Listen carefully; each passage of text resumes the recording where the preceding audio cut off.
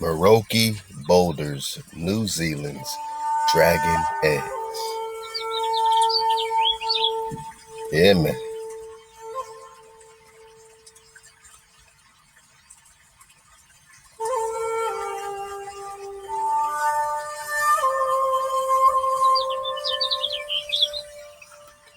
Hey, this is for my OG wave surfers. You know what I mean?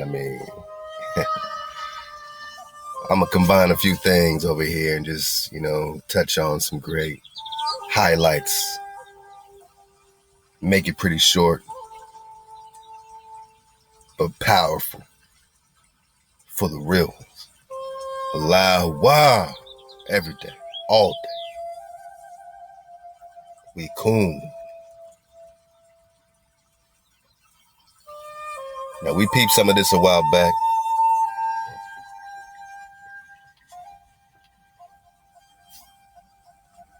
And we need to be aware of the things we see around us. This article is from the outdoorrevival.com discussing the Moeraki Boulders,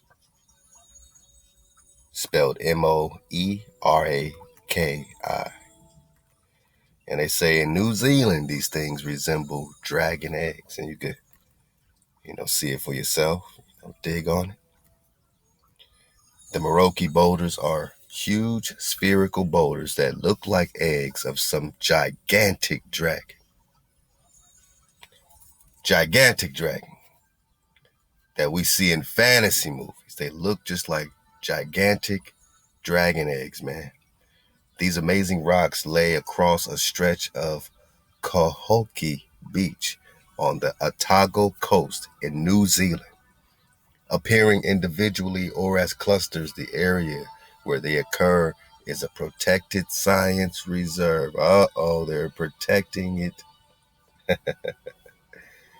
Science reserve, like Antarctica, just like Antarctica, man. Hey, man, we coming in hot with some great Terra Sancta, revisit. And really, we're going to dig, even deeper into Terra Sancta. So every time, man,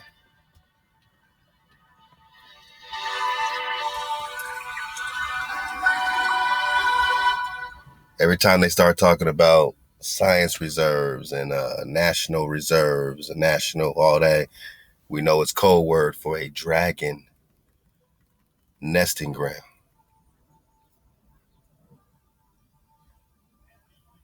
And the reason why you might not see it on a beach near you is that maybe the dragon nesting grounds are all these federal reserves and areas of these federal parks that they won't let us get into, like all around the Grand Canyon, the 1,200,000 miles, 200,000 acres of untouched land.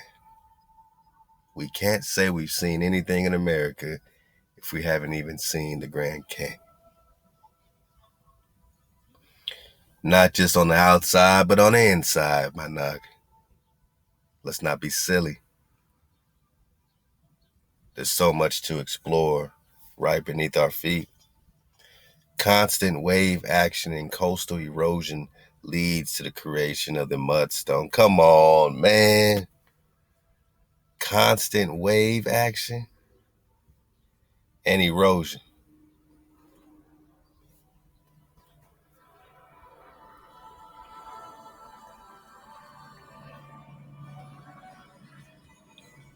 Wave action and erosion.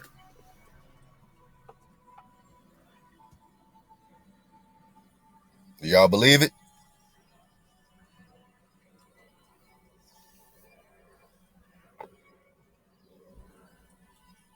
Do you believe that wave action and erosion created spherical boulders all over these beaches that look just like dragon eggs? Called Moeraki.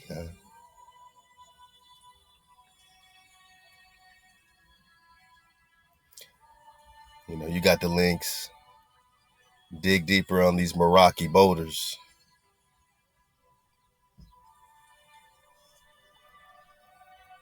It says, according to Maro or Maori legend, Maori. The boulders are remains of eel baskets, calabashes, kamara, or sweet potato that were washed on the coast when the Araiteru wrecked, what they spell Araiteuru, Araiteru. Araiteru was a Maori traditional canoe that brought the ancestors of the Naga, what they spell Ngai, Nagai, Tahu people to the South Island of New Zealand. So you know we're talking Nagas. You know we're talking Nagas. The legend says that the things that were in the canoe are today's Moeraki boulders. Man. So you saying that the canoes were carrying these giant stone boulders, or that the residue of the canoe formed these boulders? I mean, come on, man. Nobody wants to say that these are dragon eggs, right? That are either hatched already or will hatch in the near future.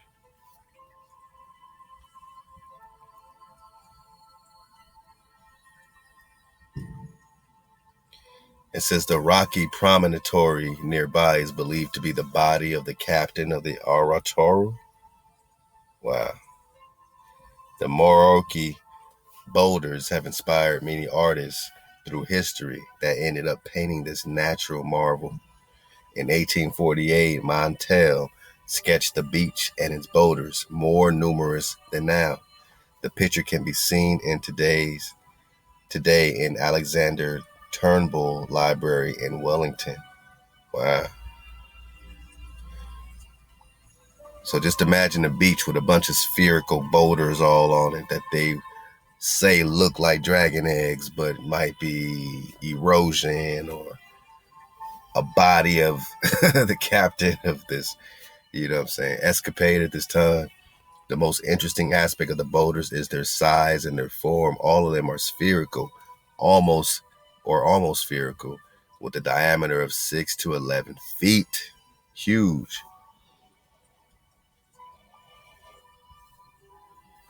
Wow.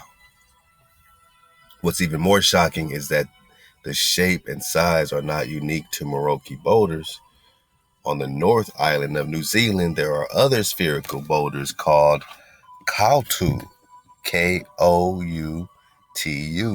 Kautu boulders are found on the beaches, inside the cliffs, and beneath the surface in the area of Hokangai Harbor, Hokianga.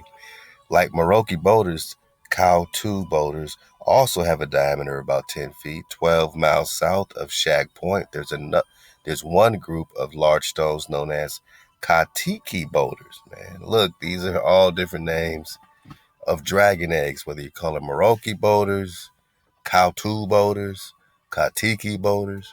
They say, but they're a little bit different from Moeraki because apart from the spherical shape, they occur as flat round discs as well.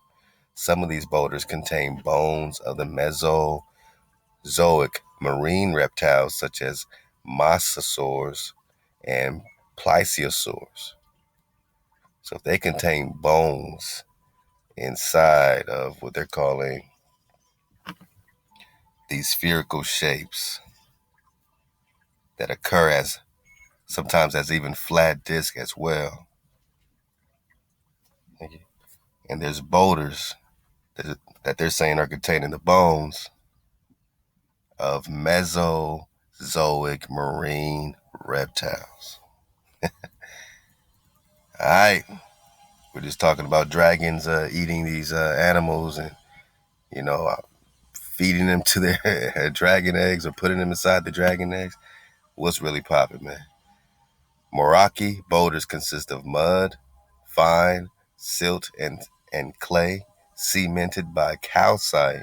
The level of cementations vary depending on the age of formation. The inner of the boulders is relatively weak outside, while the outside rim is quite hard. The boulders have cracks on the top that open towards the lower part.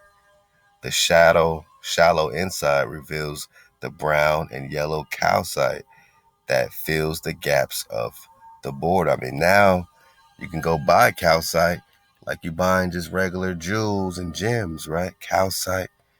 But this calcite, are you ever thinking about it being inside of dragon eggs? Some Moeraki boulders have a very thin innermost layer of dolomite and quartz covering the yellow calcite spar. Did you ever think watching the movie Dolomite that you'll be connected to dragons and dragon eggs and the innermost layer of these eggs of dolomite and quartz? So they over there zining up. The babies are zining up, covering the yellow calcite. The layer is the last one formed. Wow. All right, so we may come back to this. I just want to do a nice introduction into, something from a wave surface to remember, and maybe have a few more breadcrumbs, to look specifically into these either Kataki boulders or Kautu boulders or Moeraki boulders. Either way, my nugget, it's all happening. It's all happening. It's all happening. All right, man. I mean, we're going to talk some Wormwood. We're just getting started. You know what I mean? Just enjoying the flow with the tribe. I know that these days aren't easy. I know it's frustrating. I know you are fed up with so many things. Patience, my naga, is what you're being taught. The final lessons of right now. It's about to be light right at the end of this darkest, bit of tunnel here. So be patient to get through to the other side of this thing. And whoever you get through it with, all praise to God that you got at least one or two real ones, to rock with. And just rock with us, man. You got a whole tribe across the plain waking up and signing up. Allah, wow, let's get it.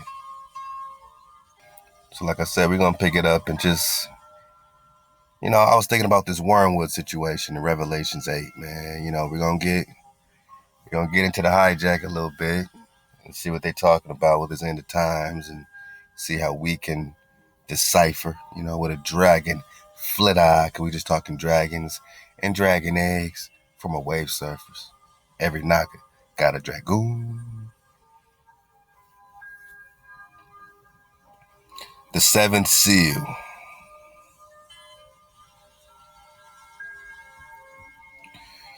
And when he had opened the seventh seal, there was silence in heavens about the space of half an hour. And I saw the seven angels which stood before the Creator.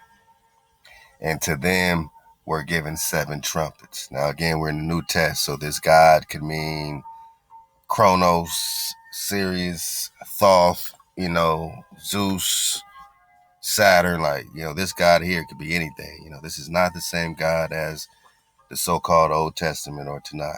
We've dug on that. Go get the drop. However, let's get this drop. Because remember, there's dragons on both sides of the war. There's dragons on both sides of the war. It's very important to remember that. Another angel came and stood at the altar. So another dragon came, all right, having a golden censer, and there was given unto him much incense, and he should offer it with the prayers of all saints upon the golden altar which was before the throne. And the smoke of the incense which came with the prayers of the saints ascended up before the Creator, out, possibly out of the angel's hand. And the angel took the censer and filled it with the fire of the altar and cast it into the earth. And there were voices and thunderings and lightnings and earthquakes. So we know we're talking dragon thunder, dragon lightning. We're talking angels, right? And the angel took the censer and filled it with the fire of the altar, cast it to the earth, and there were voices, thunderings, lightnings, earthquakes. And the 7 dragons, which had the 7 trumpets, prepared themselves the sound, or to sound. The first angel sounded, and there followed hail and fire mingled with blood. And they were cast upon the earth, and the third part of trees were burnt up, and all green grass was burnt up.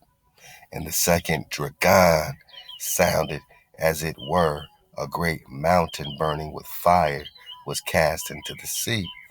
And the third part of the sea became blood, and the third part of the creatures which were in the sea and had life died, and the third part of the ships were destroyed. And the third angel sounded, and there fell a great star from heaven. We're just talking dragons, right? Burning as it were a lamp, and it fell upon the third part of the rivers and upon the fountains of water. So this dragon came in hot. And the name of this dragon, the name of this star, the name of this dragon is called Wormwood, star with a tail. So whenever you see in like Star of Bethlehem in the New Testament, or wherever, stars, go back to that meteor as a comet, or comet as a meteor drop. Referring to the star with a tail, the Dawes Etymological Dictionary, one of the most authoritative sources, breaking down that the word star, before it was called star, was just listed as a star with a tail. Bearded, or a comet, or comet, or cometa. Bearded with tangled dreadlocks, bearded with tangled locks. Bearded with tangled locks.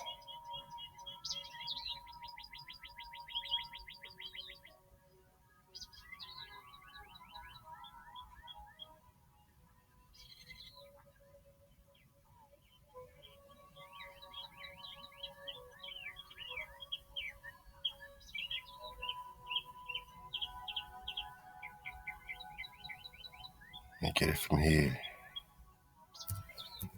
Meteor, dragon. I know a lot of y'all seeing a lot of these meteors lately.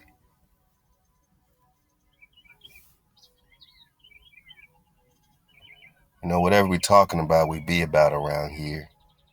And you don't have to come try to disprove us. We are proving our own selves, man.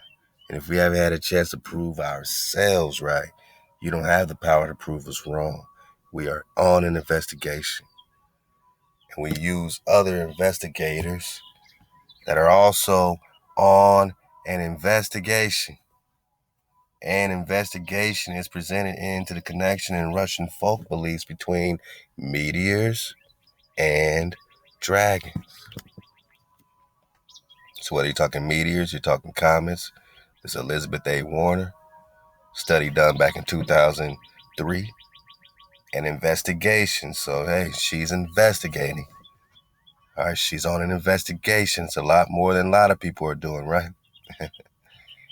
And she's just digging on the term star. She said the term star with a tail is also referred to under the entry star.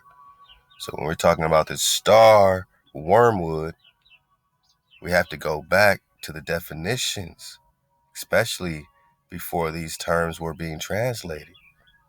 The definition of comet in Dawes Dictionary is a heavenly body, which in comparison to others is a huge mass, though sparse, nebulous, and transparent, right? Dragons can be all these things. Sometimes it may be seen to have a nucleus, while surrounding area forms something like a tail, a beard. How does a star have a beard? Oh, you got to look at those dragons. Yeah, they got beards. Or tangled locks. What kind of star got dreadlocks? Oh, you got to look at the dragons. They got dreadlocks. A star with a tail. The term star with a tail It's also referred to under the entry star. Gotcha. Oh, like shooting star. Gotcha. So when you're talking about the Star of Bethlehem, you're talking star with a tail, with a beard and dreadlocks, man. Beard and tangled locks. Star. Gotcha. Gotcha. Let's go.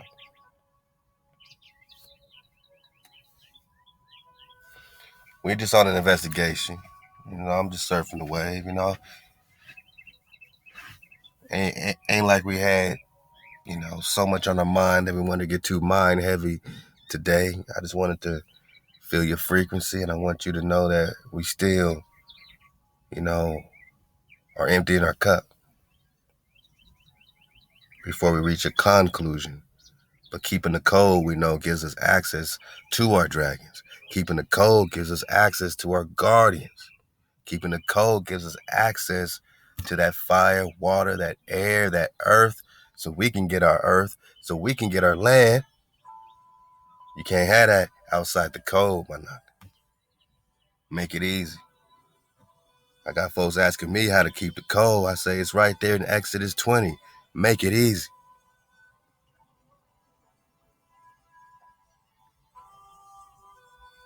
So, we digging through this hijack spell in Revelations 8. We're trying to get the drop.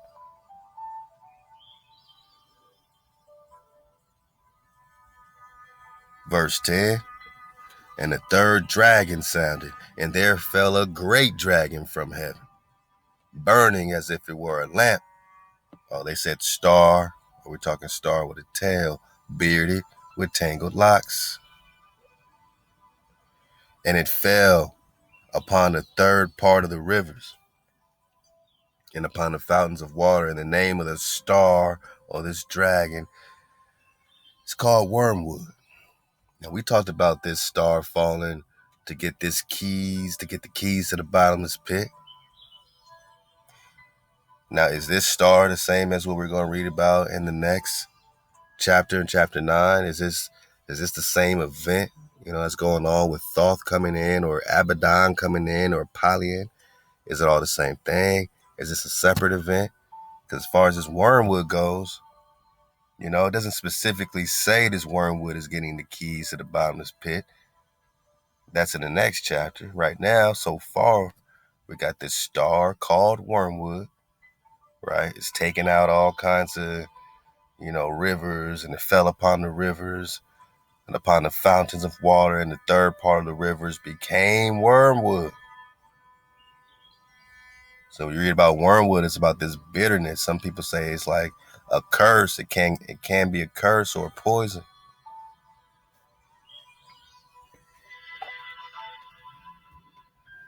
And many men died of the waters because they were made bitter. Right? So this is bitterness when we're going to dig on the herb, right? The bitter herb of wormwood. But is it an herb, or is it a star, or is it how do they say it over here?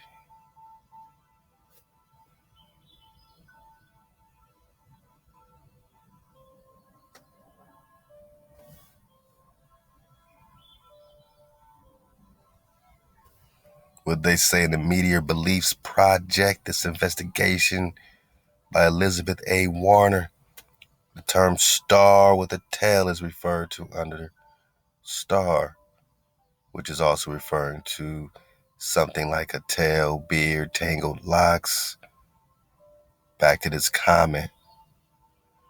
So this whole investigation is, looking into the link between meteors and comets. And both meteors and dragons are known to create absolute destruction, absolute resets. They can bring sickness. They can bring health. We don't know what to breathe. We don't know what to believe. They got us so twisted in our mind bones, so we got to keep emptying our cup because we're just on an investigation. Let's go. So what's Wormwood?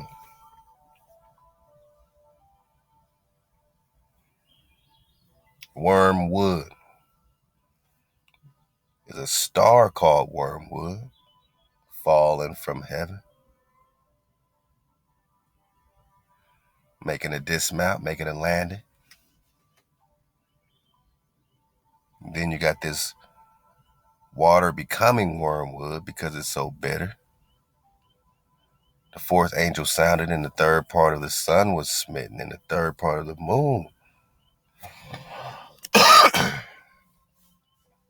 and the third part of the stars, so that the third part of them was darkened, and the day shone not for a third part of it, and the night likewise. So the day and the night shone not. And I beheld and heard an angel flying through the midst of heaven. Come on, man. Now we got an angel flying, huh? Now we're talking about a man with wings or a fiery flying dragon through the midst of heaven, saying with a loud voice, woe, woe, woe to the inhabitants of the earth by reason of the other voices of the trumpet of the three dragons, which are yet to sound. Now, how does a dragon blow that trumpet, man? I mean, don't dragons have horns? Come on, man. Come on now. Come on now. Let's go. So right quick, just look at the comparison between this wormwood and Revelations 8. And let's get it right here. It says, and the fifth angel sounded, and I saw far a star. Okay, so we got another star. Is this the same star? Because he just sounded, another dragon sounded, and then came a star falling from heaven unto earth, and to him was given the key to the bottomless pit. And he opened the bottomless pit, and there arose smoke out the pit, and smoke out the great furnace, and the sun and the air were darkened by reason of the smoke of the pit. And there came out of the smoke locusts upon the earth, and unto them was given power, and the scorpions of the earth had power. Okay, let's get it from here. And they had a king over them, which is the angel of the bottomless pit. The angel, right? We're still talking dragons. Whose name in Hebrew is Abaddon, but in the Greek tongue it is Apollo. Apollyon, man.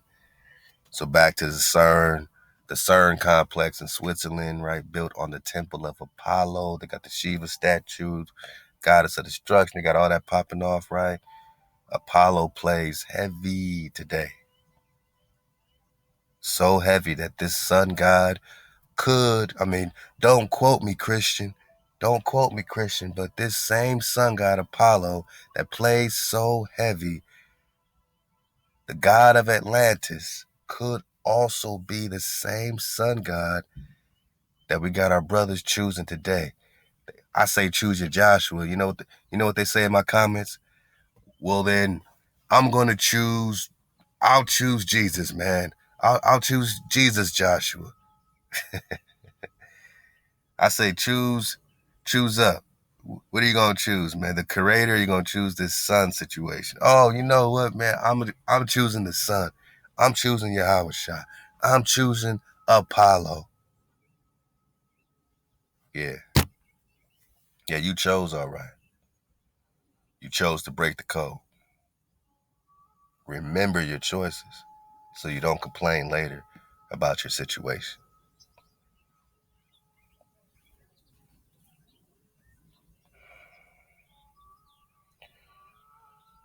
So when this fifth angel sounded, and a star fell from heaven unto earth, was given the keys to the bottomless pit. That reminds me a lot of Jesus in Matthew 28 saying, all power has been given unto me, right? Because now he got the keys. Who got the keys? The sun, right? The sun god, Apollo, or Abaddon, the god of Atlantis. He got the keys to the halls of Amenti. The bottomless pit is Thoth's Tahuti's Hall of Amenti, Jehudi's Hall of Amenti. See, Thoth is not really against us. He's just a goon, you dig? But he is against you when you're out of order. He's the goon that jams you up into a duality until your ass wants to break out the matrix and get back in order. Then comes this angel Thoth to get this keys to the bottomless pit, because Thoth or Mercury, they're both the same sons of who? Who? Saturn or Zeus? Would Mercury and Apollo have the same father? You know, you might want to link them together and say they're the same. They're one of the same. At least you know it's the same family. And this family, they've made a confederacy with each other. So you're not going to break their treaty with each other, right? They ride for each other. They don't switch up on each other. They're going to see this through. But they don't have to be against me, and they don't have to be against you. All you got to do is make a choice. So this Apollo is Abaddon.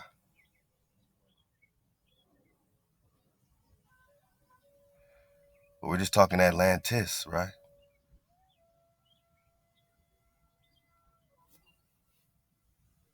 What's the definition of Abaddon? A place of destruction. We're just talking Atlantis, Khan. Ain't this the most popular destroyed area of all time? Again, Abaddon is Apollo. But it's not just a person, it's also a place or thing. Person, place, or thing. It's a noun, man. So you know what the person is: Apollo, Thoth, Zeus, put all that together.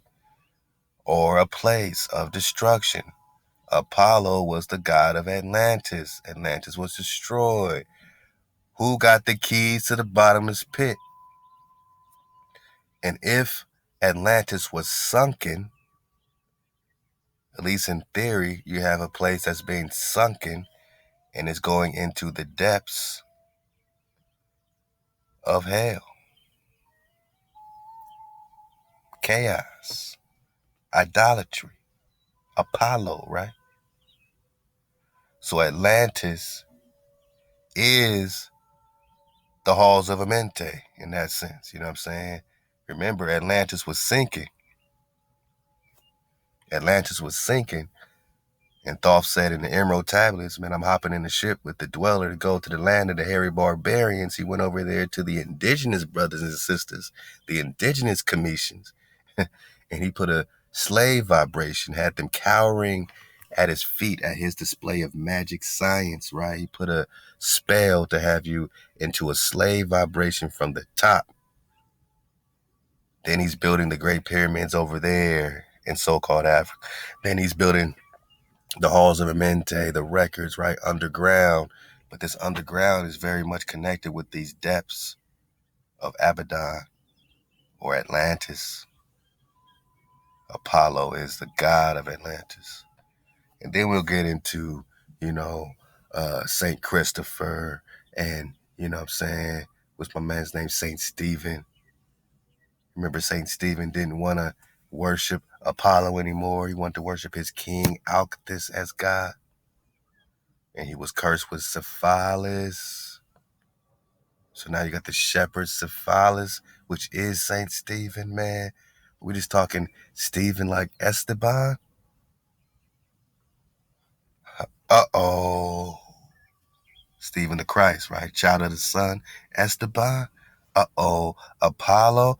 Uh-oh. Who got the keys? Who got the keys, man?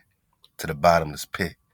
Because we know who got the keys, you know what I'm saying, to the treasures, right? We know who got the keys to the earth realm, to all the all the secret, beautiful places on earth, right? We know that King David got the keys forever.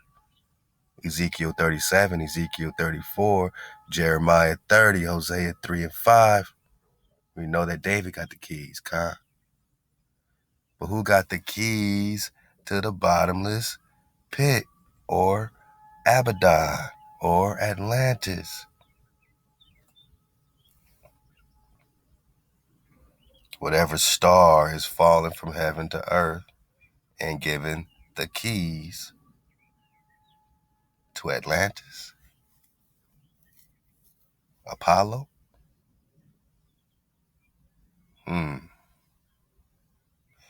Question is, do they make a clear distinction? And at least from this translation, I'm going to say hell nah. Between this star that's fallen after the fifth angel sounds the trumpet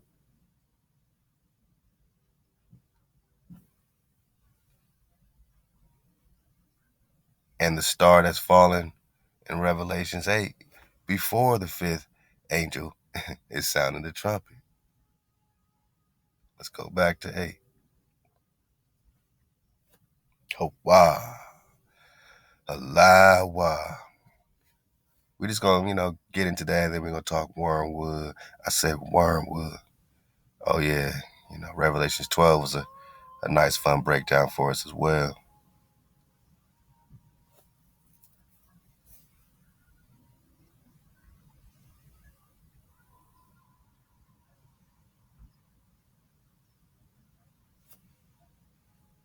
Wow.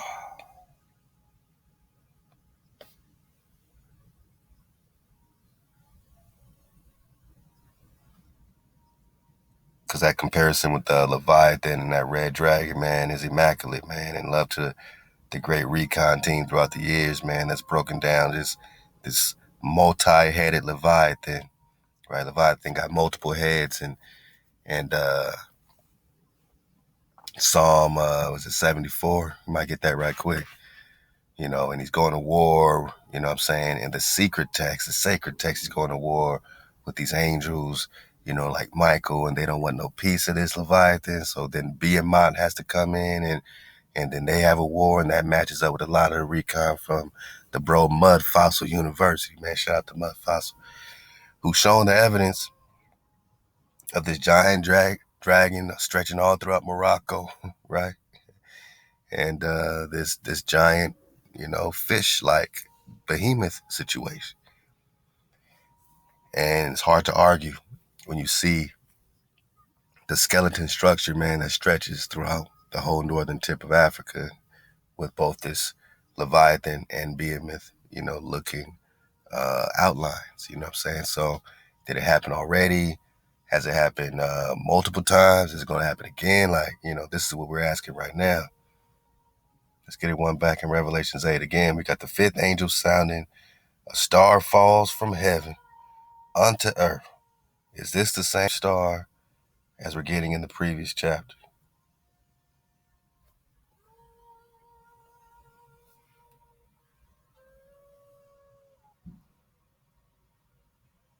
So that's before the fifth trumpet.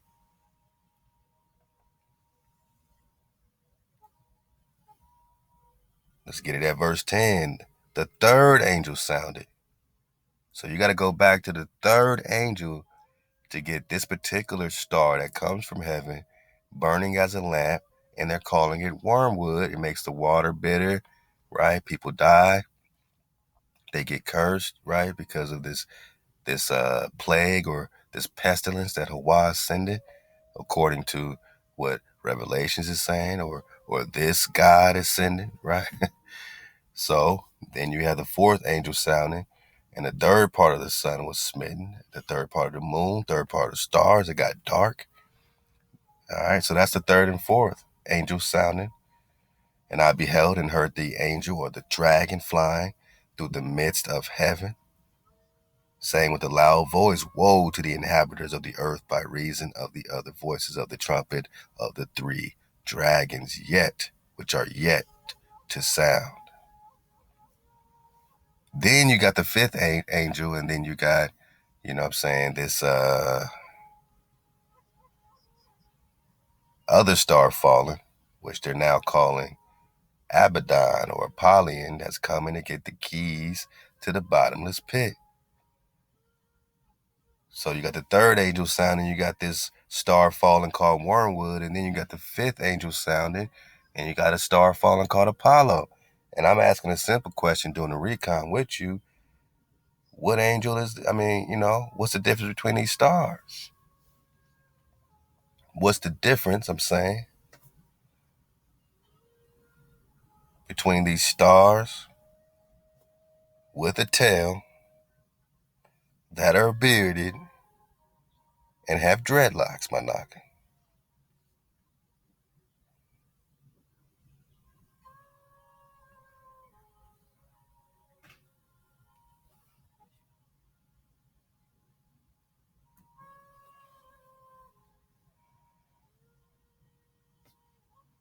The definition of a comet, a heavenly body, which in comparison to others is of huge mass, all right, may be seen to have a nucleus, while the surrounding area forms something like a tail, beard, or tangled locks. Dreadlocks, a star with a tail. The term star with a tail is also referred to under the entry star. The fifth angel sounded, and I saw a star fall from heaven unto her. And to him was given the keys to the bottomless pit. So before you say a man with wings landed, think about a star with a tail bearded with tangled locks. Now, we know that, at least if you look at the cartoons, right? And you hear, a lot of these different documents talk about how these humans are able to transform into dragons and vice versa. Then maybe you have a little bit of both, right? You got a man version, you got a dragon version of Thoth, you got different versions of Thoth. But then you also got this wormwood that's making these waters bitter, all right? And just for fun, let's get it right quick in Revelations 12. And then we're going to go back and just look at some of the Wormwood dragon connections, as well as the Wormwood herbal connection, man, So, like I said, this is for my wave surfers only. These are the drops that I don't really have a particular, lesson I really want to, get on. It's just like, all right, I definitely want to, get on, some of these, pieces, that we still got to connect, what I'm saying? So you've been surfing the wave, you deserve to connect some of these pieces. So we're doing it in real time. And we went through this. I'm not going to go through this whole woman and travail thing again, but, compare this with, go back when we're digging on the sacred text and going back and forth between that, showing you these connections with Leviathan and this war and this dragon war, because now they made the dragon Satan. So suddenly the dragon is now Satan, called the devil and Satan, just like Leviathan, right? Just like that order of Saint Michael, situation where they got the brother with the wings and they're calling him Satan and the devil. Got it? This is the New Testament, people. They're reversing everything, giving you nothing but phantoms and duplications.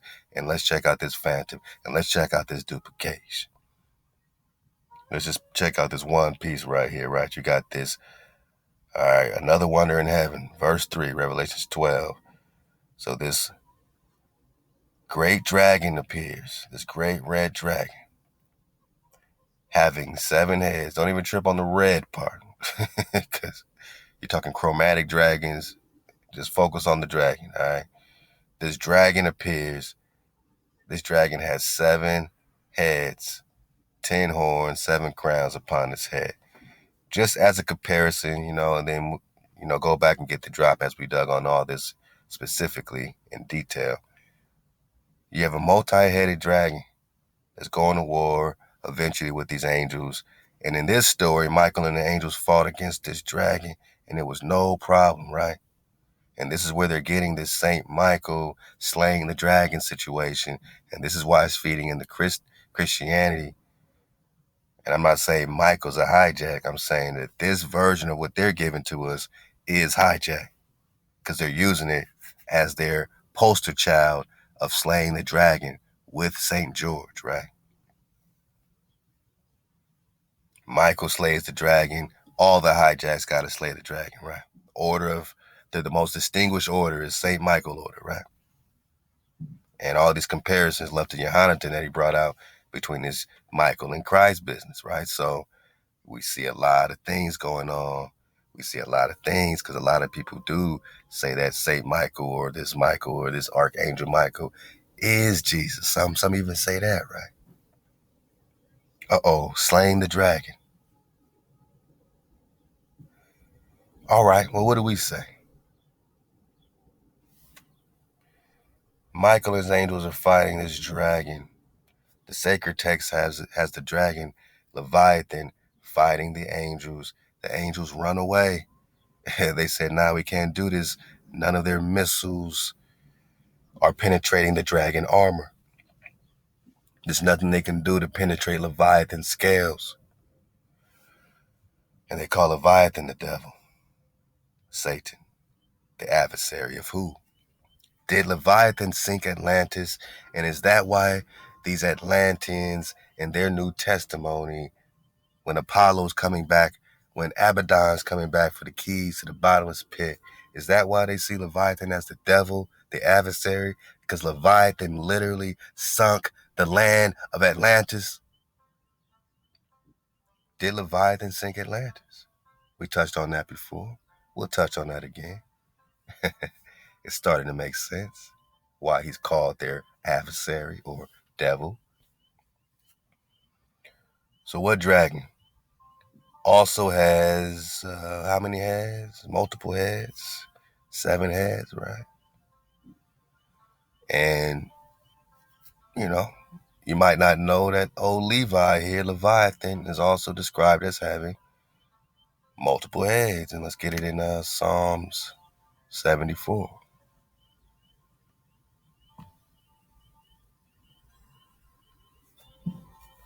Oh, wow.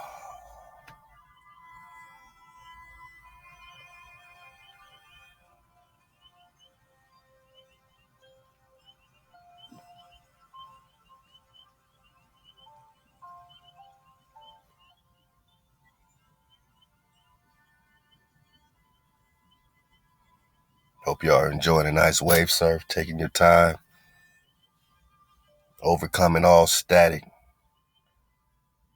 keeping that armor up. The armor is the code. You keep the code, you good. No matter what they throw at you, no matter what they say. It don't matter because it's not even in the code. So I don't witness it. If you ain't in the code, I don't even witness what you say. I'm not even witnessing you. My family that's in the code, I witness you and I appreciate you because you are the true wall of protection, the true guardian. Your cons on the wall. And have we heard about Leviathan having multiple heads? Let's get it. Psalm 74.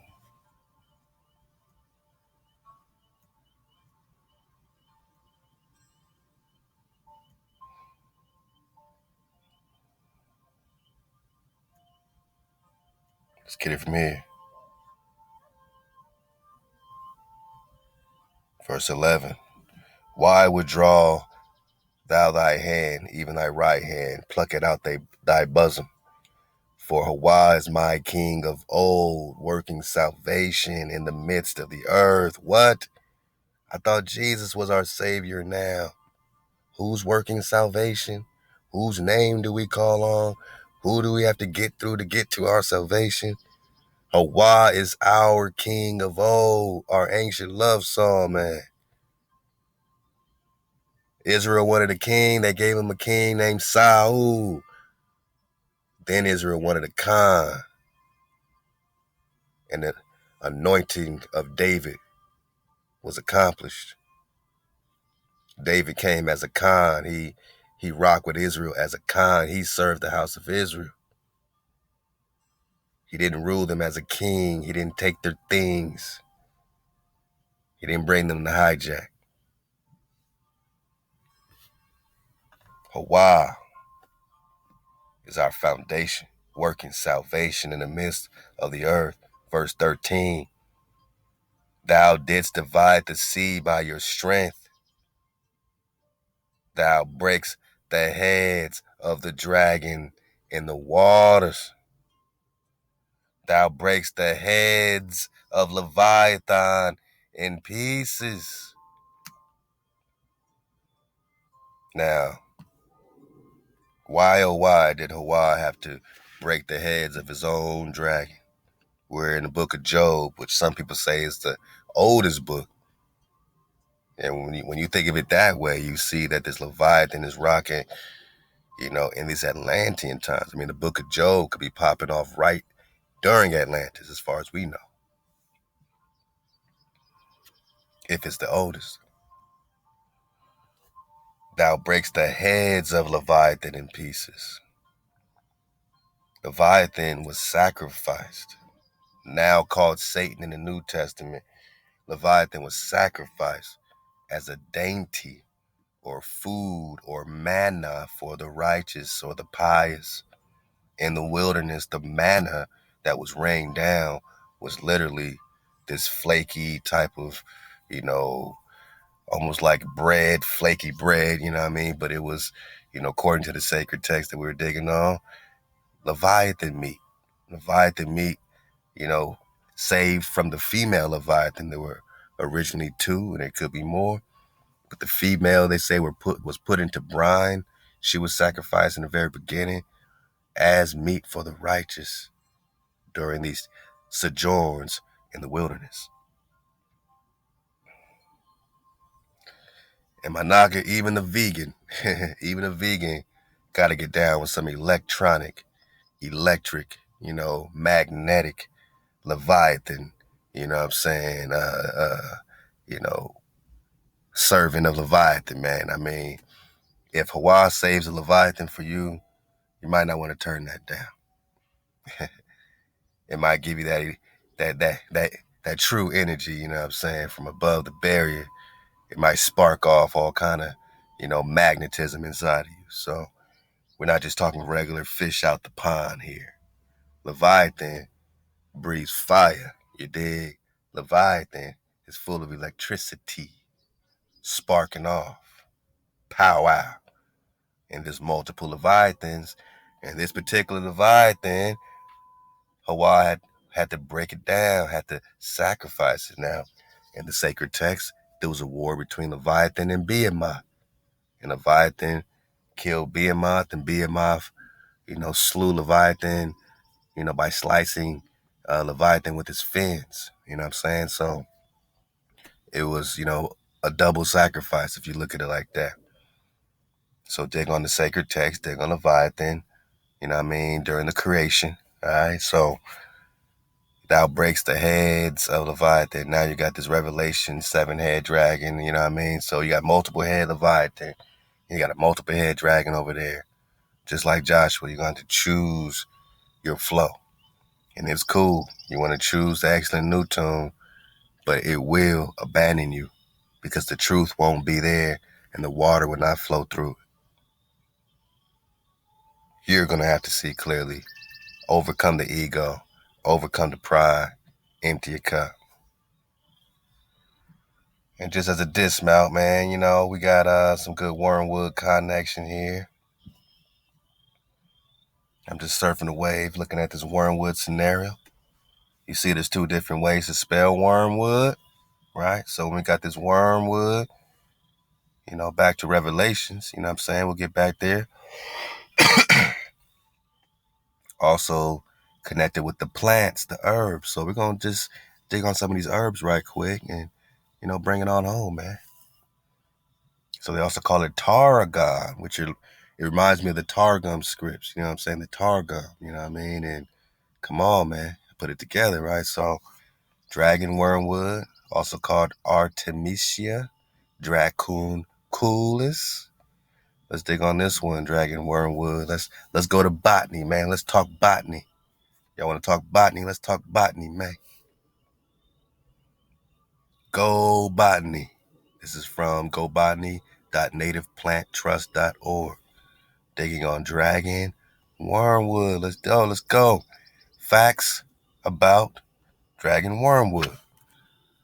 Widely cultivated as a culinary herb, dragon wormwood, otherwise known as wild tarragon or targum, is native to the other parts of North America, but not to New England. Whoa. You know, the interesting thing is that now they say that this plant is mainly found in Massachusetts and Connecticut.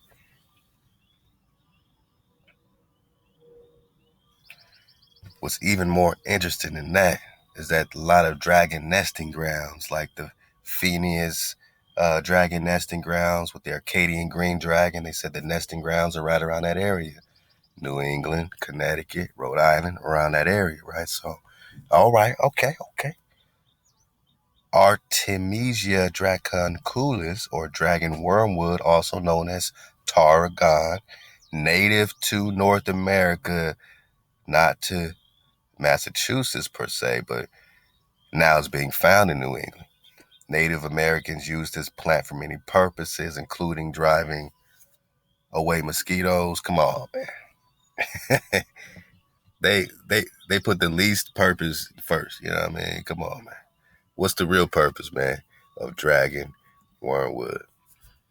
All right, all right. You see, you got some drop here. See, he says Connecticut, Massachusetts now, but it says it's native to other parts of North America, man. So we're talking about an American plant.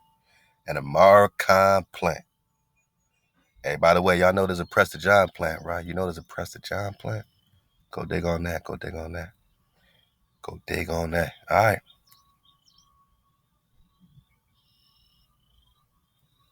What else can we dig on? So far, we've learned that it's native to North America. You can get 20-piece Targon seeds, man, from Amazon, man.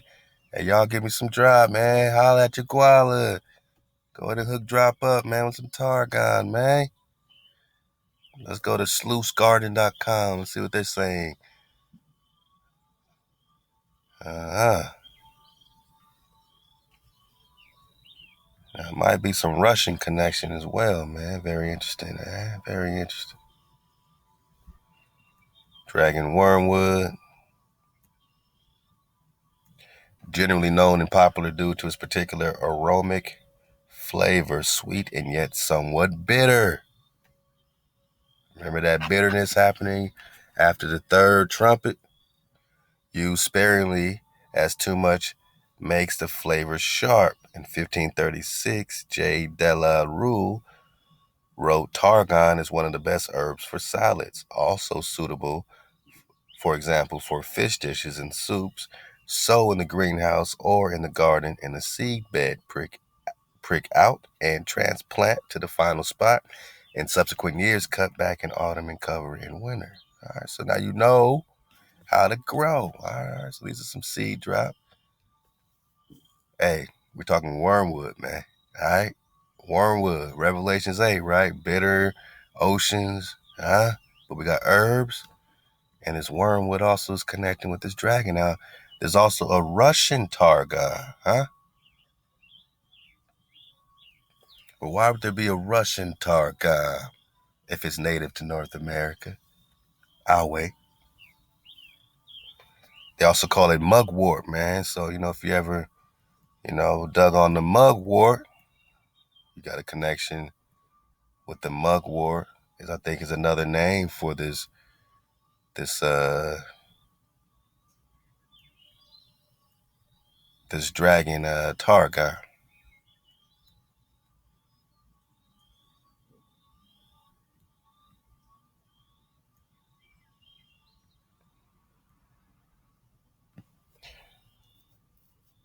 So it's growing outdoors in the following regions: Alabama, Iowa, Oregon, South Carolina. So they say different things. Some people say Massachusetts, Connecticut. You pretty much got an all around, native plant here, man. All right. Let's get one more from science.haleyhosting.com. Dragon wormwood is an erect, perennial herb with many branch stems arising 50 to 150 centimeters high from a thick rhizome. The herbage is typically smooth and lacking in hairs, although some plants may occasionally contain some long, soft hairs which are loosely arranged. The stems and leaves also range from odorless to strongly odoriferous. The leaves are linear, ranging from 3 to 8 centimeters long, 2 to 10 millimeters long, with entire margins, occasionally with a cleft on the margin. The lower leaves tend to be deciduous by bloom time.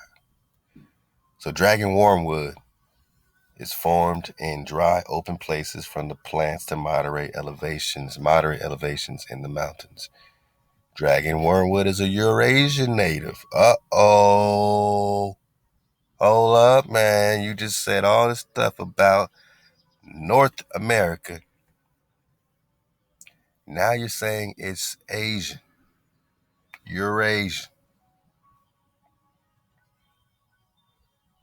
That got me thinking that maybe North America is Asia. But it ain't like we got some maps to prove that, do we? Eurasian native, which was introduced to North America and may be found in the Yukon, British Columbia, south through Pacific Northwest to Baja California, to East Manitoba, Illinois, Texas, northern Mexico, generally found in the Cascade Mountains.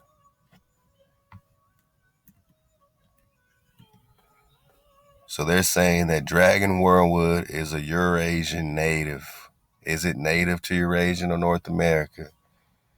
Well, I mean, y'all got the drop. Y'all got the drop. Y'all got the drop. I mean, maybe North America doesn't exist.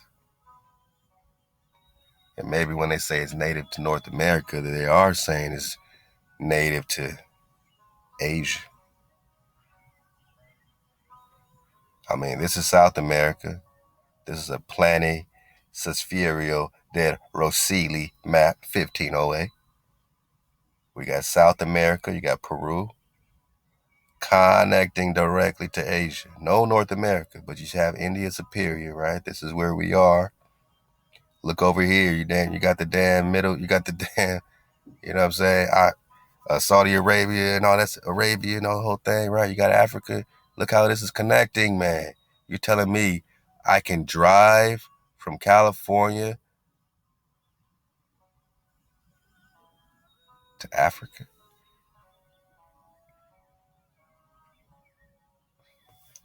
Okay, look, this is South America. Where would California be so that you remember California, you can drive down into Mexico?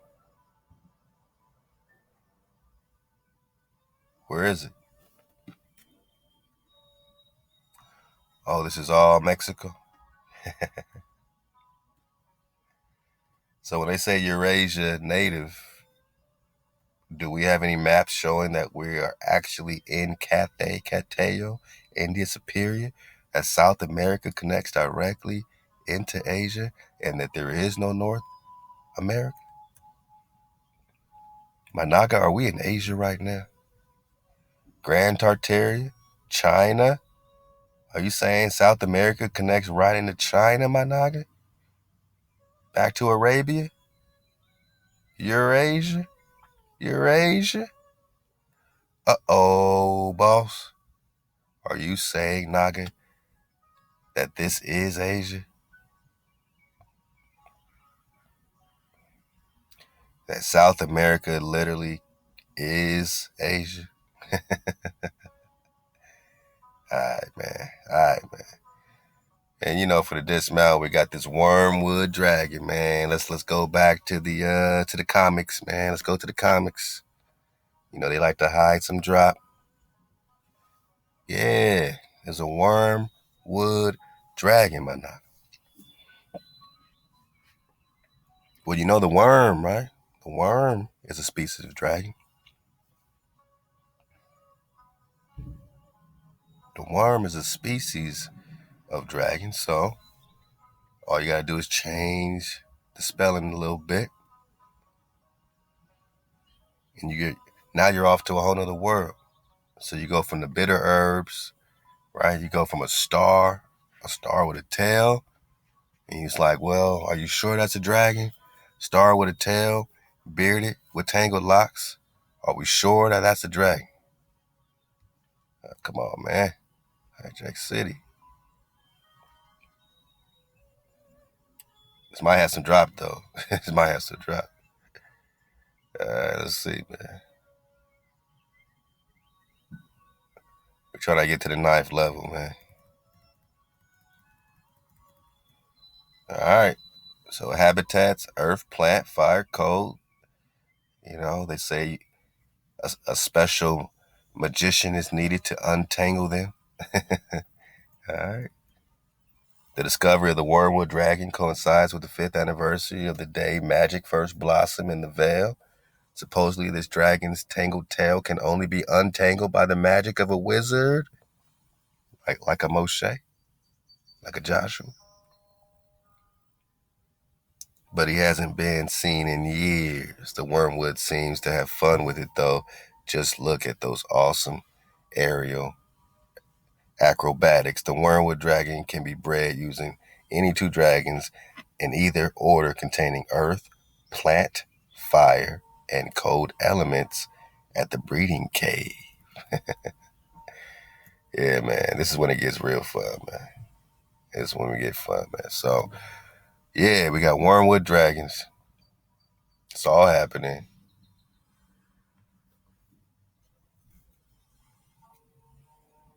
We got a Wormwood star popping up after the 3rd trumpet is being sounded.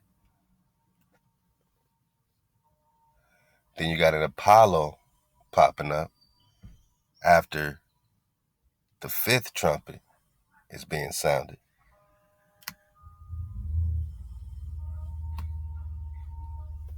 And I'm asking, is that the same star, the same dragon that's popping up twice?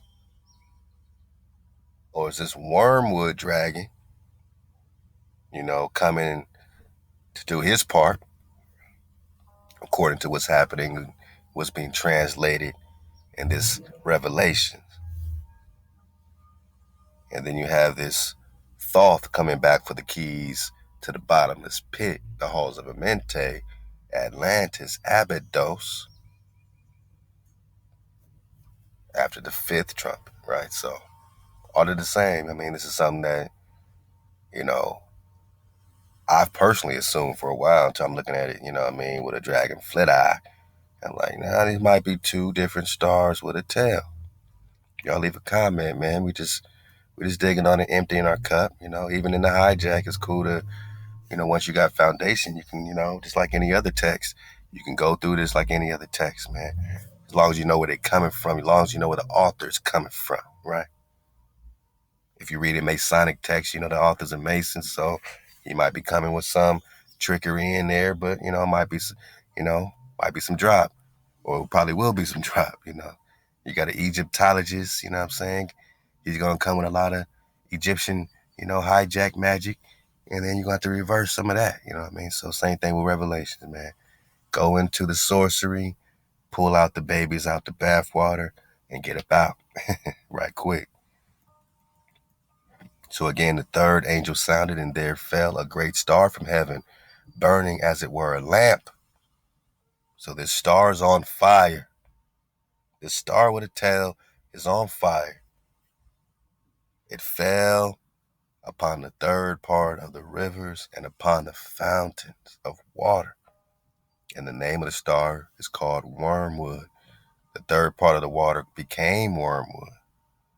So Wormwood is here as a title, and then more as a result, or as an action, or as a bitterness.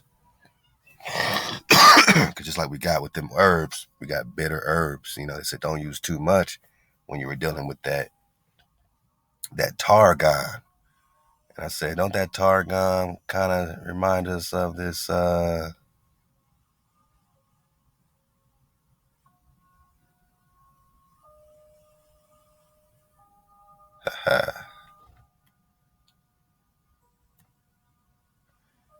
Kind of remind us of this dragon talk when we dealt with these dragon eggs. So Targum is another word for this dragon wormwood, right? Okay. And then quite amazingly, we also been digging on something called the Targum scriptures and dig on the difference between this translation and your KJV and see how much has been left out. You know what I'm saying? So again, get the babies out, and love to the bro that dropped this on me, man. I appreciate you, what I'm saying, in real time. And it came in the right time, right? Perfect time when we're digging on that Psalms 110, man. And we might do a double dismount with this one here.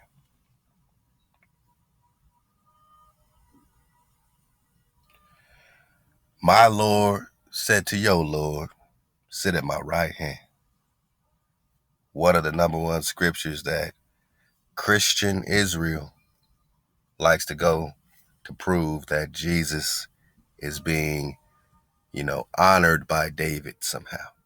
Because David is writing this Psalms 110, and if he's saying my Lord said to your Lord, oh, that must mean,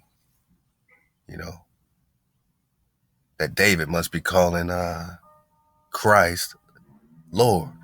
I mean, that's how they're deciphering this. I'll let you dig on it. And again, repetition breaks the spell, man. At this point, it's all we got. It's all we got. If it breaks for our tribe, it breaks. If they come out of it, hey ha, hawa hawa. If they don't, hopefully they got another chance, man. You know what I'm saying? But it's the fourth wave. It ain't about taking any extra measures other than connecting directly to our Creator. And it's not about, exerting any more energy than we have to fly as high as we need to fly. We need to be that beautiful sign, that mark, that makir for our Creator right here, man. And don't let nobody drag you down to be nothing lower, nothing else. Because they will come for you. They will try to drag your frequency down. They will try to pick bullshit fights and pick bullshit, you know what I'm saying? Just adventurous issues, you know what I'm saying? Just to create issues out of thin air. They're going to try to do everything they can to distract you, my nigga. Because just believe and know what I got to go through to keep my energy at a place, man, to be a vessel for Hawa to connect in the water with you, and you're doing the same thing with me. And a lot of y'all, give me great feedback and tell me, what I'm saying, how proud you are of this opportunity to surf the wave. And I got to tell y'all, man, I'm proud of y'all for being here, right here, arms open, ready to embrace whatever's next. All praise Hawa. Psalm 110, the Lord said unto my Lord,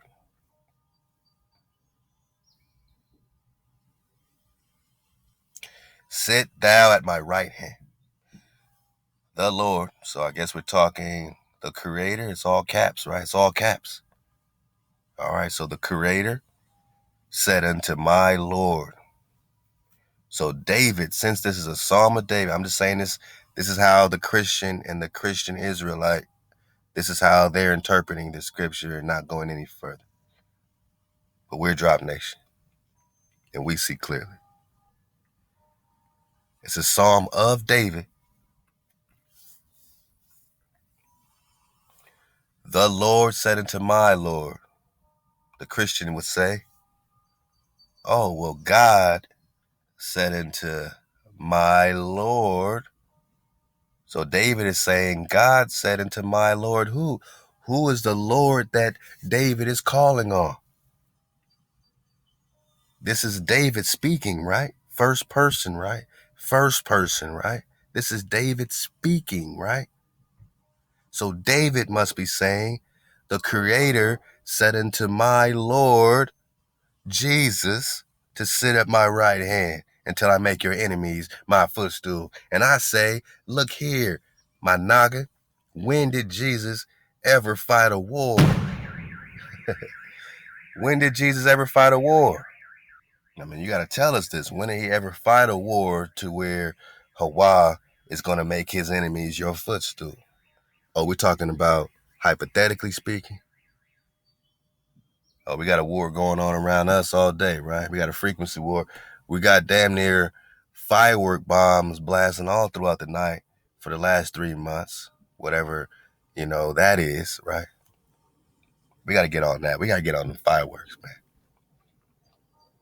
Y'all just heard a big ass firework.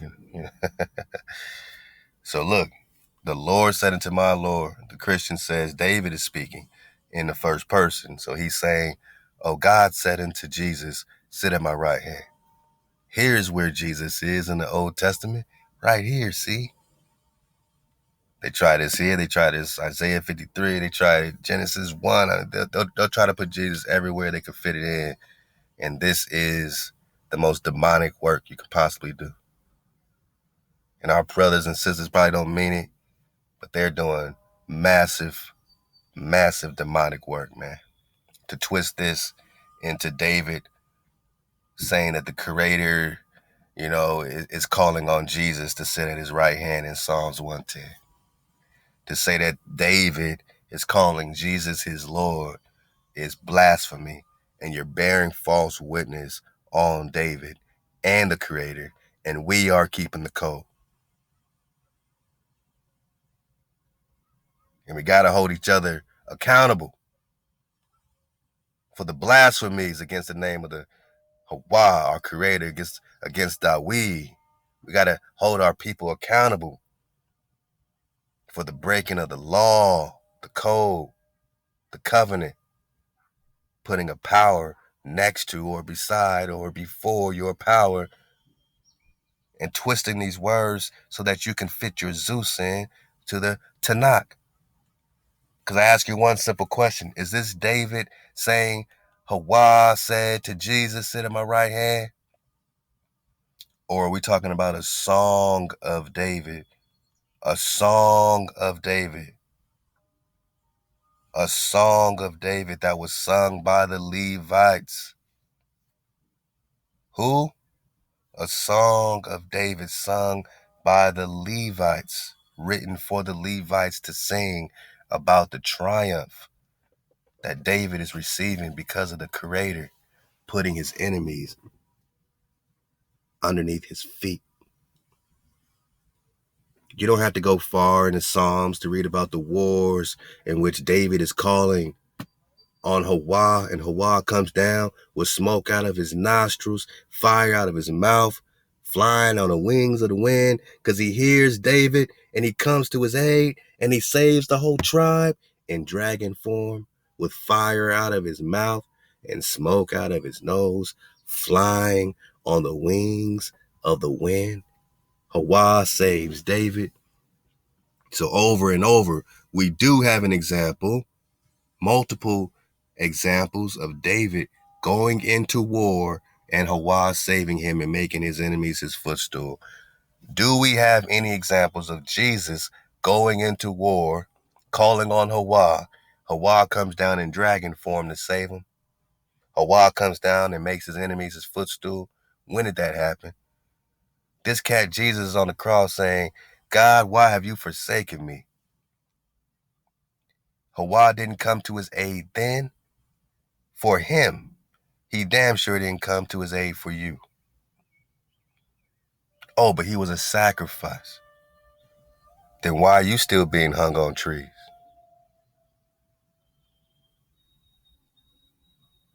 Oh, for forgiveness.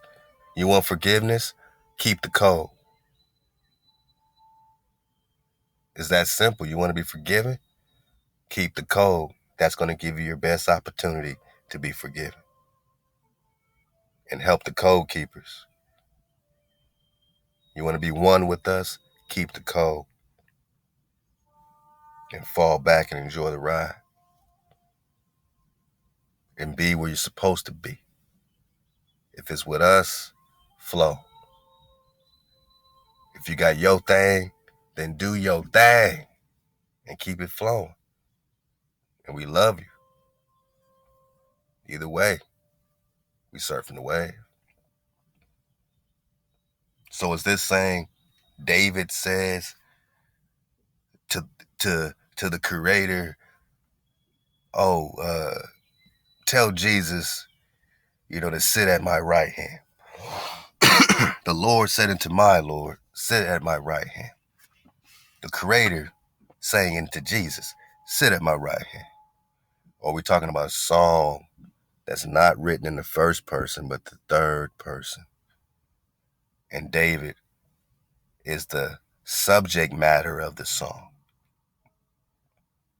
And the Lord is being sung by the Levites in the third person, saying, Hawa said unto my master or my Lord, David, sit at my right hand until I make your enemies my footstool. Now, how do we know that this is David that we're talking about, man? I mean, how do we know we talking Dawid? Or how do you know it's not just my conjecture, adding my spin to it, right? Well, let's go to the Targum scripts. Let's see if we have, any validation that instead of saying, oh, the creator said unto my Lord Jesus, we're talking about, oh, the creator said unto my Lord David. How do we know? This bullshit got to stop, and this bullshit got to stop today. Psalm 110 translated in the Targum. We just talked about the Tarragon, right? The dragon Wormwood. Composed by David. The Lord said, now this is how much more is in the Targum than in the KJV. Hawa said in his decree to make me Lord of all Israel. But he said to me, wait for Saul of the tribe of Benjamin to die, for one reign must not encroach on another. Say it again. This is Psalms 110.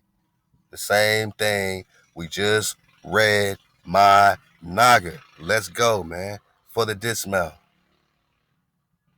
The Lord said unto my Lord, sit at my right hand till I make your enemies my footstool. Oh, that's how they got it twisted. Because that's all they gave him in the KJV. That's why the Christians can say, oh, well, see, David wrote the Psalm. So David is saying, no, it's a song, man. A song that the Levites are singing about David. They're saying, Hawa said to my master David, sit at my right hand while I make your enemies my footstool. Your footstool. But all you see here in the KJV is the Lord said unto my Lord, sit at my right hand until I make thine enemies thy footstool. And what does it say in the Targum? How do we know who we're talking about? David or Jesus? David or Jesus? Composed by David. Composed, right? Because it's a song composed by David. The Lord said in his decree to make me Lord of all Israel, but he said to me, wait still for Saul of the tribe of Benjamin to die. Stop. In context, is he talking to Jesus to wait still for Saul to die? Or with this in context, for the in context, would it make sense that we're saying David wait still for Saul to die so that one reign must not encroach on another? See, I don't want you to think it's my conjecture, not my conjecture. I want to put in the right context for the right conversation for the Amaru Khan to recon. Khan? Hawa said in his decree to make me Lord of all Israel, right? He got the keys. Wait still for Saul of the tribe of Benjamin to die, for one reign must not encroach on another reign. You got to wait for King Saul to die. Then you will be anointed King David. And afterwards, I will make your enemies a prop for your feet. Another Targum translation is this. Hawa said by his decree to give me dominion. King of Kings, Rex Negus, the Naga got dominion. Who got the keys? Hawa spoke by his decree to give me dominion in exchange for sitting in study of Torah. He had to keep Torah. He had to keep the code to get dominion. Just like you, my Naga. Keep the code if you want your dominion. Wait at my right hand until I make your enemies a prop for your feet. And another Targum translation is, Hawa said in his decree to appoint me ruler over Israel. But Hawa said to me, wait for Saul of the tribe of Benjamin to pass away from the world. And afterwards, you will inherit the kingship. He will get the Khan. And I will make your enemies a prop for your feet. Hawa will send from Zion the rod of your strength, and you will rule in the midst of your enemies. Your people are those of the house of Israel who devote themselves to the Torah. Oh, our people, my people, drop nation are those who devote themselves to keeping the code. You will be helpful in the day of your making battle with them. In the glories of holiness, the mercies of Hawa will hasten to you like the descent of dew. Your offspring dwells securely. Hawa has sworn and will not turn aside, my Naga. Our offspring dwell securely. It has been spoken. Hawa has sworn and will not turn aside that you are appointed leader in the age to come because of the merit that you were a righteous king. Whoa. So even after King David ruled, just like Ezekiel 37, 35, Jeremiah 3, and Jeremiah 30, and Hosea 3 and 5, right? You go a long time without a king, but then Israel's going to wake up and seek the Creator and David their Khan. Because not only was he king then, but because of his merit, you are appointed leader in the age to come, the latter days, my Naga. Because of the merit that you are a righteous king. Now, it doesn't mean he was a perfect king, but he was a righteous king, meaning that he kept the code when he was out of order. You know what I'm saying? He took it on the chin. he kept moving. He humbled out. He repented, and then he continued to keep the code. The pressure of Hawa, the presence of Hawa is at your right hand. Whoa, the presence of Hawa is at your right hand. Wow. Ain't this the opposite of what they're saying? Because here it says that Hawa is at David's right hand. And up here it doesn't say sit at my right, sit at my right hand while I make your enemies your footstool. It says wait for Solomon to die, right? And afterwards I'll make your enemies a prop for your feet. It never says sit at my right hand. Boom, boom, boom. Okay. On this translation, it says right hand. Where else does it say? All right, so it doesn't say it on the third. So out of these three translations, only the second one they put right hand in. That's interesting.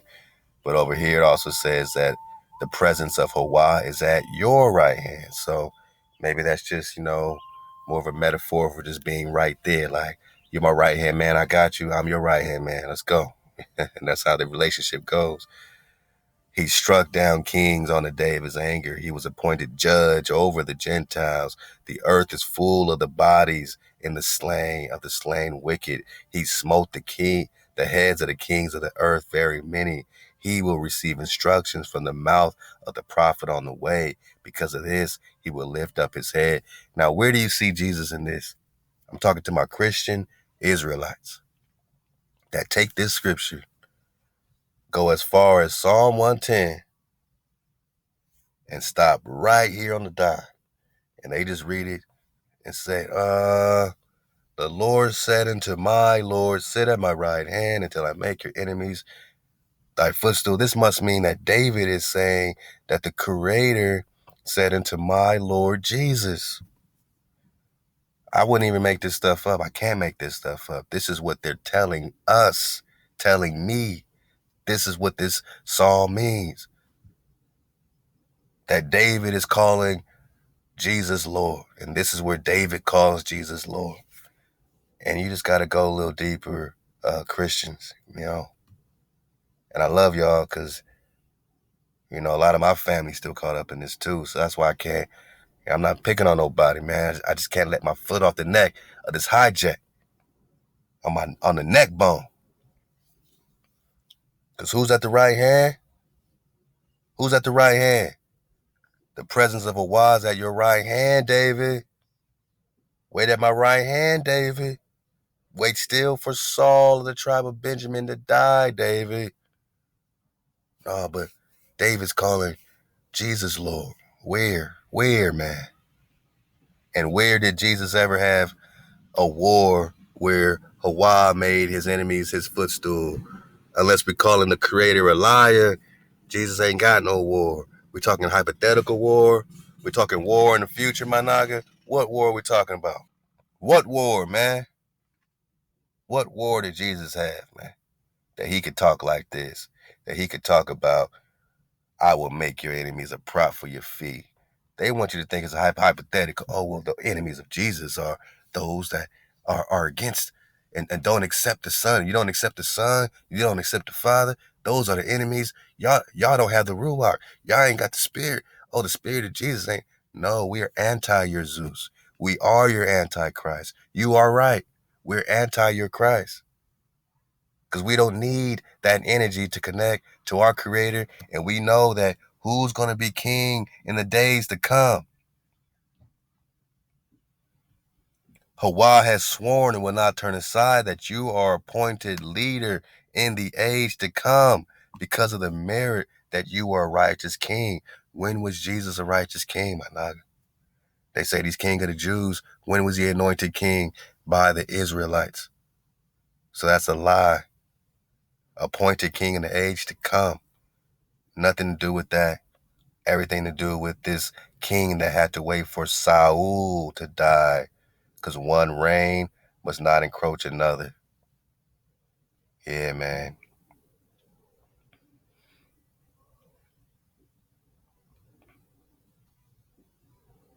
The Lord said unto my Lord. I see how y'all got it twisted, though. You know, it's easy to see things that you want to see. But it's nothing worse than, you know, someone who won't learn because they're not willing to learn. They're not willing to empty their cup. When we talk about, you know, the Levites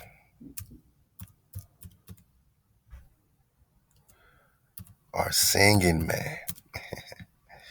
All you gotta do is put up Psalms 110, Levites sing.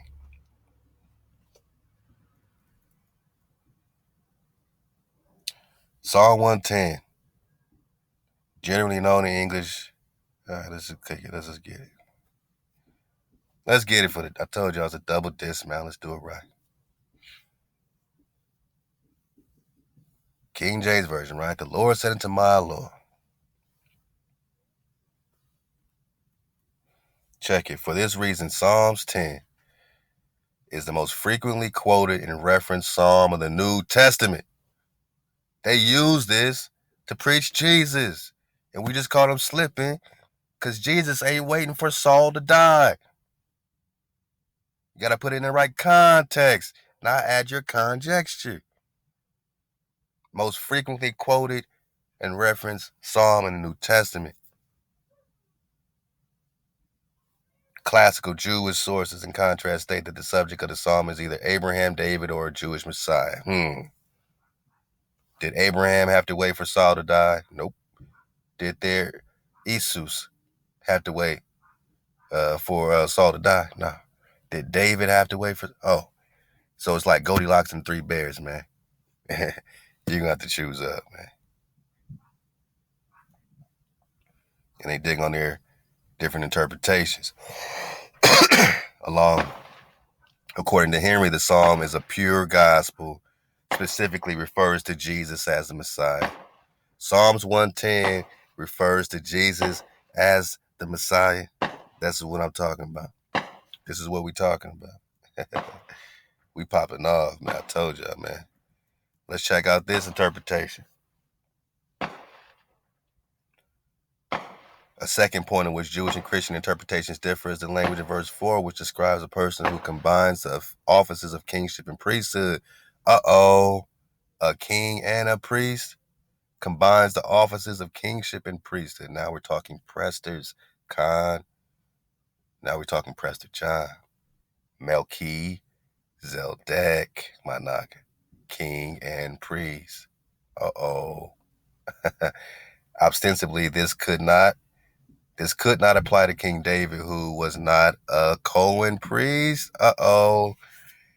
Died your own damn hijack. Are you saying this anointed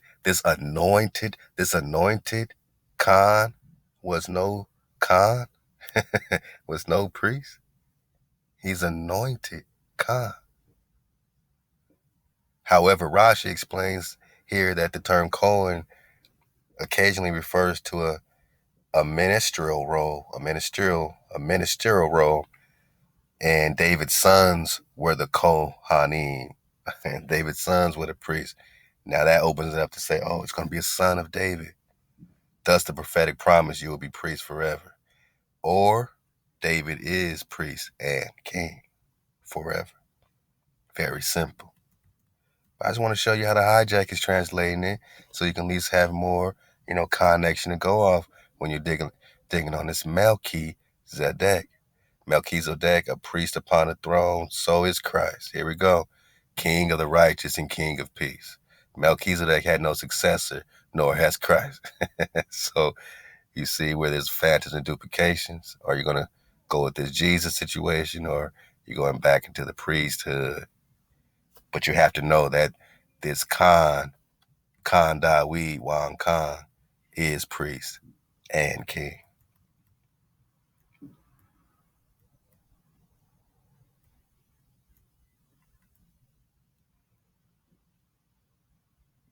And we'll, jump off right here, digging on these Levites.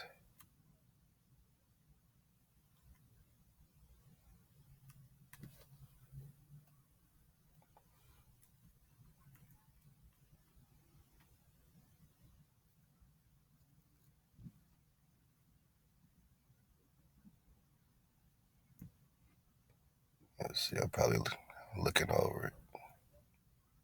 Oh, here we go. So look at this one. Adonai says the difference in interpretation between Jewish and Christian sources pivots on the translation of the Hebrew word Adonai. This is usually translated as my master, right? So Hawa said to my master David, sit at my right hand is how it should be properly read. They're going with this Christian interpretation, but look at this. While Adonai is one of the names of God throughout the Tanakh, it refers to a human master or Lord. Since David wrote the psalm in the what? Third person. So look, if it's first person, then you could say, oh, David is saying to the creator, my Lord, your Lord said to my Lord, right? Your Lord, the creator said to my Lord. Well, who's David talking about? David wrote the song in the third person.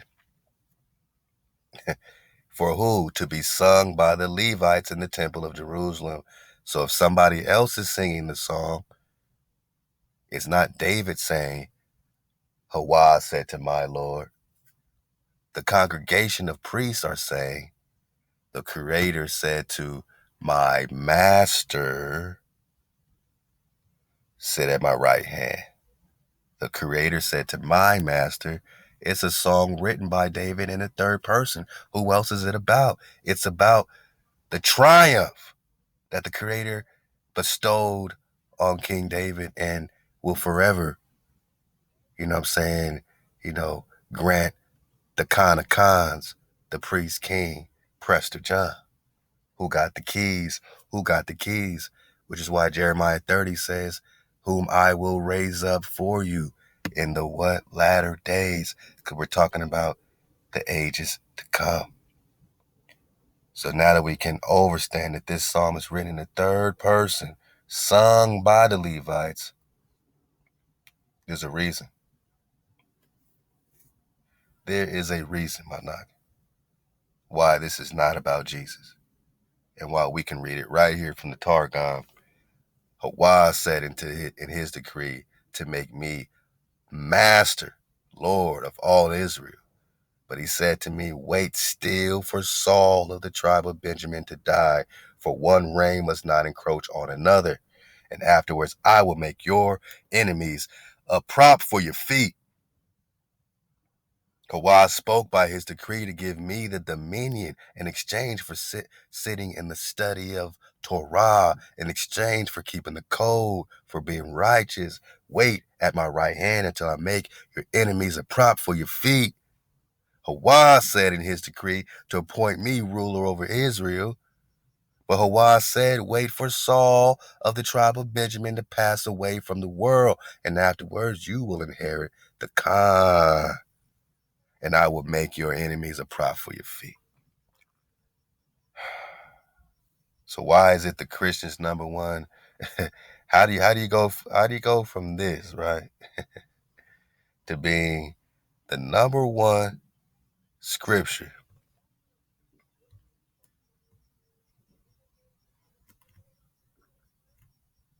What they say?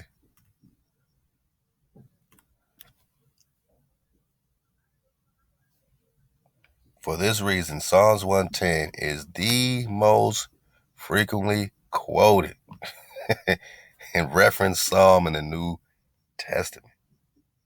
They use this so much, and we just read it and broke it apart with a dragonfly perspective and a little digging that requires you to empty your cup to make sense of who is being made the footstool, the enemies of who. Because the enemies of David are not the enemies of Jesus. Because Jesus ain't fighting no war. And he ain't being raised up again for the tribe. Allah, man. Hey, look, man, we surfing the wave, man. And, you know what I'm saying? When it comes to, really seeing what's going down out here, man, keep your eyes up, keep your ears, to the curb. Make sure you know what's going down. Go check out the beaches near you.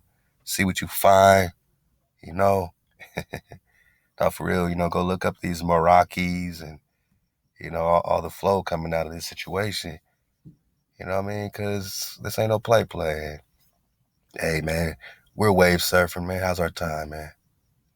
Let's check our time. Make sure we got time for a triple dismount, man. Y'all ready? Let's do it, man. I don't think we've ever done a triple dismount, man. But for the tribe, man, for the Shabbatah, oh, we perfect. We good. For the Shabbatah, hey, man, let's do a triple dismount. This is some more great recon coming in. Fresh on the drop desk, man. Fresh across the drop desk. Oh, man, love to all the family dropping this recon. I don't have the names in front of me for everybody, but I do got your links up, and I know that's what it's all about. You want to get it to the tribe, man. So, this just came in. I pulled this up a couple of days ago. A sister just dropped this on us. And, you know what I'm saying? Y'all just keep dropping it, man. We're going to keep sharing it. You drop it, we're going to share. All right, this is a very interesting thing, man. This cat named Alex, he said, I'm a curator and custodian of the Maryland, look like almost like Maryland, cryptid collection. They spell it Merrylin, the study and documentation of the evolution and biology of unclassified species and research pertaining to prehistoric human and non-human civilization. In 2006, a trust was set up to analyze and collate a number of wooden crates found sealed in the basement of a London townhouse that was due to be demolished. Seemingly untouched since 1940s, the crates contain over 500 specimens of flora and fauna collected and dissected, preserved by many forgotten scientists, professors, explorers of obscure cultures and specimens. The collection also housed many artifacts of curious origin, fragments of civilizations that once ruled the earth, of ideas and belief systems better left in the past. But the most curious aspect of this discovery was the man responsible for its existence, the enigmatic, mysterious gentleman that had gathered together a wealth of relics. So we got a wealth of relics that challenge our understanding of nature, man. So this mysterious man gathered all these relics that challenge our understanding of nature. I'm going to leave this link, got a little video attached, you can dig on it, of species that had never been witnessed by modern world, of objects which defied physical laws. Lord and Professor Thomas Theodore Maryland, born 1782 to a rich aristocratic family, Thomas followed in his father's footsteps of esoteric natural history, investing in profitable companies to fund his travels across the world, seeking out the elusive animals which had hid in forgotten continents. Which kind of elusive animals hid in forgotten continents? Whoa! Ain't we talking worlds beyond the pole? What continents did we forget about, huh? Away from prying human eyes, they traveled together into the death of his father, turned Thomas into a recluse, seeking solace in his work and befriending no one. He tutored himself in the Grand Library at Maryland's house, yet also studied at Gower Street once the university had been established. Even then, he isolated himself from other students. A bizarre quality of Maryland was his apparent permanent youthfulness. I told y'all it's a triple dismount. You can dig on this and let me know if it's play. So this Theodore Maryland had permanent youthfulness. Even in his 80s, he still resembled a 40-year-old, albeit of odd complexion, and his few bizarre forays into the eyes of the media only furthered his infamy. He was accused of practicing dark arts to prolong his life. Was he doing that? You know what they were doing in Western Europe to get more alive? They were eating your dragons. He's looking for these animals. He's looking for animals, man, that defy physical laws that have never been witnessed by the modern world, right? Let's go. I told y'all it's going to get good for the triple dismount. Yet he did befriend eminent scholars who helped calm such rumors, scholars who encouraged him to share his collection with the world. In 1899, he took a small portion of his specimens on tour. Now, this is 1899. He's born in 1782. By this time, he's 100 and damn near 20 years old. He took a small portion of his specimens on tour across America. Conservative attitudes of the time condemned those creatures, calling them blasphemous. His reaction was severe, and the tour was canceled before he reached California. He returned to England and fell into obscurity into 1942. He's born in 1782. He pops back up in 1942. The Tombridge Orphanage for Boys was contacted by a man purporting to be Thomas Theodore Maryland. In the spring of that year, he wished to donate a sizable London townhouse to the orphanage for use once the war was over and children returned. The only proviso was that the basement of the house never be opened and the house never sold. The orphanage stood by the promise until absolved in the 60s and the existence of the cellar forgotten, sealed behind 2 brick walls.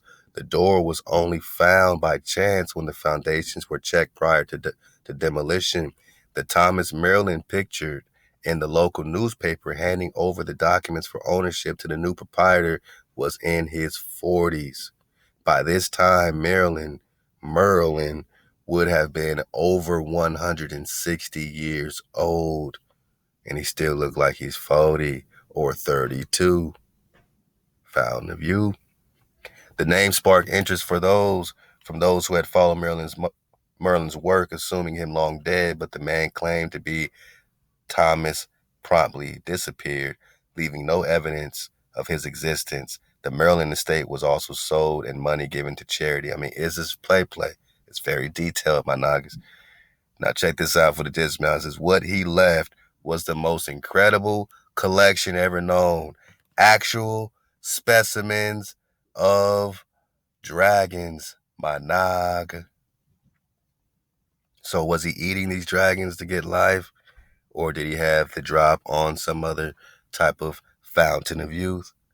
The infant forms of werewolves, he had some of that.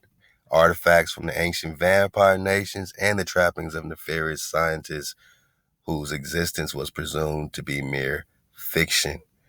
It was this and the apparent immortality of Maryland that drove me to become rather fanatical about understanding the life of this man and his world-changing collection. What had allowed him to live so long? Where had these specimens originated from? Where these dragons come from, man? Considering there are no other examples of these specimens to be found on the earth. Is it this? It is this that I find so thrilling and yet so terrifying. For more information and for more specimens, please visit alexcf.com. So then you got the Maryland connection right here. I'm not even going into it yet. I'm just letting you know what I'm about to go into. See, I don't hold no drive from my noggins. As you know, we've been surfing away from the top. Whatever I got, y'all got. You know what I'm saying? Some people like, man, come on, drop. I know you got some extra drop. Whatever I got, y'all got. And we've been, emptying our cups to get more, man. So we're going to keep emptying our cups, but know that somebody got the drop on the fountain of youth, man. And somebody also got the drop on dragons, my noggin. And it's all coming clear because we all seeing clear that it's dragons everywhere. And when our eyes are open, when you start digging on, you know what I'm saying, all the possibilities, man. I mean, all the possibilities behind these Moeraki boulders, all the possibilities behind the things that we're seeing that they're calling gigantic dragon eggs, all the possibilities other than the mainstream and all the shit that's going down, all the other stuff that they want us to talk about, they want us to trip and go crazy on, except what's right in front of our face bone. And that's why we're coming home, man. And that's why we're seeing clearly. Allah, man. Y'all stay on your on that bicycle, man. Y'all keep pedaling, man, through all the static. Y'all keep pedaling, man. Faster than a train. Faster than a speeding bullet, man. You are the last dragon. So you catching bullets with your teeth right now, man. You are the Neo in the Matrix. You just catching them things in midair, man, and jumping through the hijack, you know what I'm saying? And we seeing clearly, man, that it's all around us. And every single naga, my naga, got a dragon. So I hope you enjoyed this wave surf. Keep getting the drop, and we'll keep building. Look out for Presta John 57. I'm building up to that. Look out for another map pack 2. Whenever it's available, I'll let you know. You know what I'm saying? And we'll keep it going, man. And, this is our service to the community, man. People ask, like, oh, how much are the map packs? Like, this is our service to you. You know what I mean? That we can give you the recon directly and take our time, man. And I sent them emails one by one, hundreds and hundreds, man. I sent some more today. It's been days of sending map packs. You wouldn't believe it. But I'm so honored that the family really wants to know the drop, you know what I mean, and really have the drop, you know what I mean? So all praise Hawa, Allah for the reality, Allah for the flow, man. And this is one thing that we're going to continue, man, because you are the Khan. Who? I say you are the Khan. What? I say you are the Dragon Riders. You are the Dragon Rider. And it's up to you, man, you know what I'm saying, to keep the code so that everything else can make sense. You want this world to make sense again? Then it's up to you to keep the code. So we here, baby. Allah, Thawada, Drop Nation.